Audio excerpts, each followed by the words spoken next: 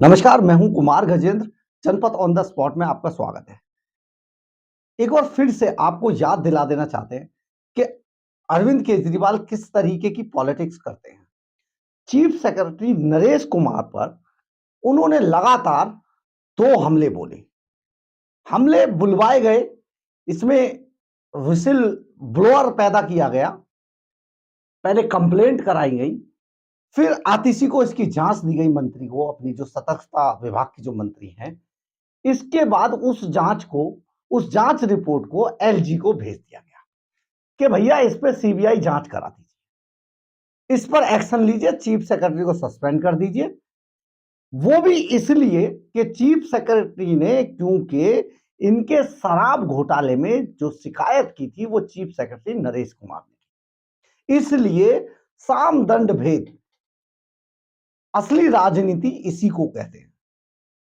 साम दंड भेद का इस्तेमाल करते हुए अरविंद केजरीवाल ने, जो इसकी एक रिपोर्ट बनवाई गई थी जिसमें 2 रिपोर्ट थी, एक तो जो द्वारका जो हाईवे था उसको लेके एनएचआई को, जिसमें बताया गया था कि नरेश कुमार के बेटे को इसमें फायदा पहुंचाया गया, नरेश कुमार के बेटे की, चीफ सेक्रेटरी के बेटे की कंपनी को। और दूसरी थी आईबीएलएस अस्पताल की। ये दोनों रिपोर्ट इसलिए भेज दी कि इन पर शिकायत पर आप एक्शन लीजिए। यह शिकायतें सीएम साहब ने अपनी मंत्री आतिशी की कड़ी मेहनत से तैयार कराई थी, जिसमें द्वारका एक्सप्रेसवे और आईएलबीएस यानी institute of liver and biliary sciences में आर्टिफिशियल इंटेलिजेंस आधारित सॉफ्टवेयर बनाने के जो मामला था, उसमें घपले के आरोपों के मामले में यह रिपोर्ट बनाई गई थी। मुख्यमंत्री अरविंद केजरीवाल और उनकी मंत्री आतिशी ने इस रिपोर्ट में चीफ सेक्रेटरी को सस्पेंड करने तक की सिफारिश कर डाली और यह रिपोर्ट सीधी एलजी साहब को भेज दी। देखिए किस तरीके की चीजें हैं। अब इसमें हम आगे बताते हैं। उल्टा एलजी साहब ने इस रिपोर्ट को सीएम साहब को वापस भेज दिया है। सीएम साहब ने इसको वापस लौटा दिया है रिपोर्ट को, और एलजी साहब ने इस रिपोर्ट को सलाह देते हुए मुख्यमंत्री अरविंद केजरीवाल साहब को वापस लौटा दिया है। उन्होंने कहा है, एलजी साहब ने कहा है, एलजी वीके सक्सेना ने कहा है, मुख्यमंत्री को अपने सहयोगी मंत्री को सलाह देनी चाहिए कि सार्वजनिक पद का उपयोग करके देश के कानून की इस तरह से अवहेलना नहीं करनी चाहिए। आप समझिए, एक एलजी अगर किसी मुख्यमंत्री को इतनी कड़ी बात लिख दे तो सचमुच ये बहुत शर्मनाक है। शर्मनाक है कानून के हिसाब से, शर्मनाक है उस पद के लिए जिस पद के व्यक्ति के लिए इस तरीके की टिप्पणी की गई। आप सोचिए जरा कि कोई एलजी इस तरीके की इतनी सख्त टिप्पणी कर सकता है। यह टिप्पणी तभी की जाती है जब कोई बात अवैज्ञानिक तरीके से कर दी गई हो, कोई काम ऐसा कर दिया हो जिसका कोई वैज्ञानिक आधार ना हो, कोई लीगल आधार ना हो, कोई उसका प्लॉटिंग ना हो, सिर्फ बदला लेने के लिए कर दी गई।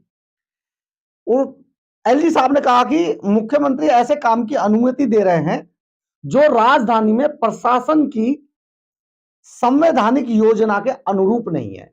मतलब यह कानूनी नहीं था। हम आपको आगे यह भी बताएंगे क्यों कानूनी नहीं था। एलजी ने अपनी रिपोर्ट में यह भी कहा है कि चीफ सेक्रेटरी और डिविजनल कमिश्नर, इन दोनों की सिफारिश के आधार पर और एलजी के अनुमोदन पर, यानी कि एलजी ने अनुशंसा के उसके अनुमोदन पर पहले से ही सीबीआई इस मामले पर जांच कर रही है। मतलब यह मामला करीब साल भर पहले ही सीबीआई को दे दिया गया और उसमें जांच कर रही है। और ये किनके अनुमोदन पर, किनकी सिफारिश पर?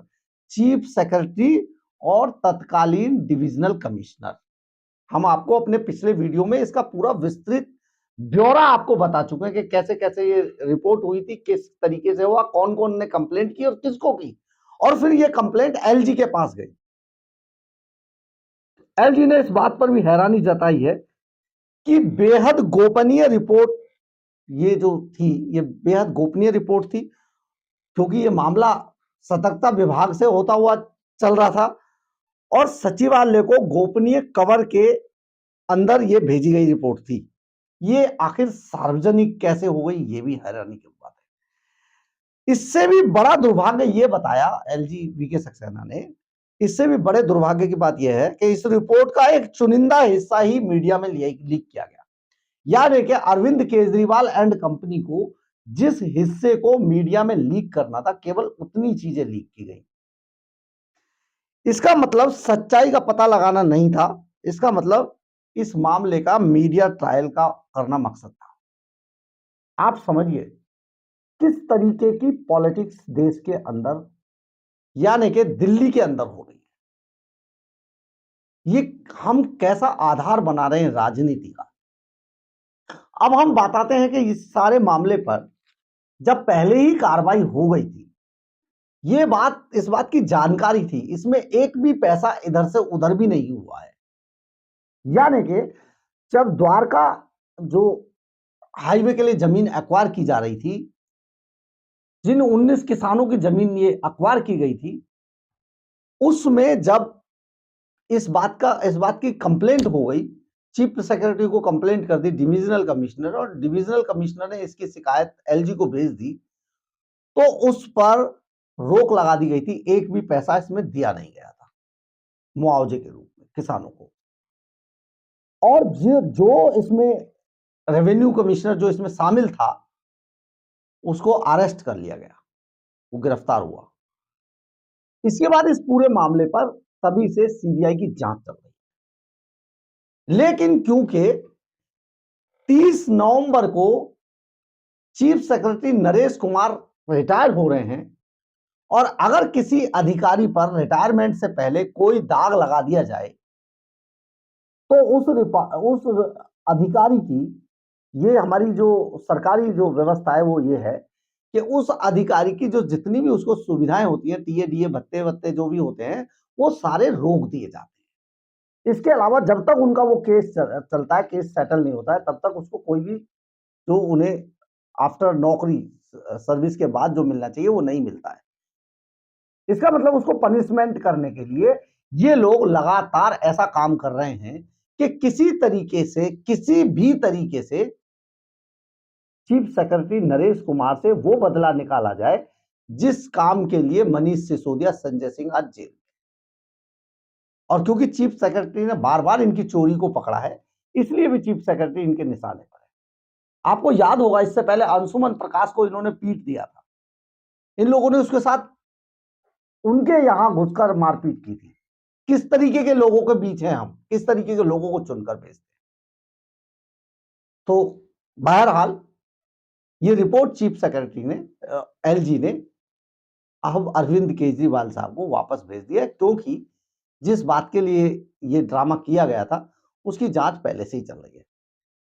यही ILBS अस्पताल का हुआ है। अस्पताल ने बाकायदा लिखित में अपना नोट जारी करके खंडन किया है इसका बहुत कड़े तरीके से, और उन्होंने बताया है कि इस तरीके की किसी भी उसमें शोध के अंदर जो रिसर्च होता है उसमें इस तरीके का कोई हस्तक्षेप नहीं होता, ना इसमें एक पैसा दिया गया है, ना किसी की सिफारिश मानी गई है, चीफ सेक्रेटरी के बेटे का कोई लेना देना ही नहीं है। खंडन किया है भाई, खुद अस्पताल खंडन कर रहा है। फिर कैसे मुख्यमंत्री साहब और आतिशी मार्लिनो अपना सतर्कता दिखा रही हैं, इसमें नहीं समझ आ रहा है। अगर डिपार्टमेंट आपका है तो इसका मतलब ये थोड़ा है कि आप कुछ भी कर लेंगे। कोई कानून नहीं बचा है दिल्ली के अंदर क्या। बहरहाल जो भी हो, पासे उल्टे पड़ रहे अरविंद केजरीवाल को, क्योंकि उनका शीश महल उनसे छिनने वाला है।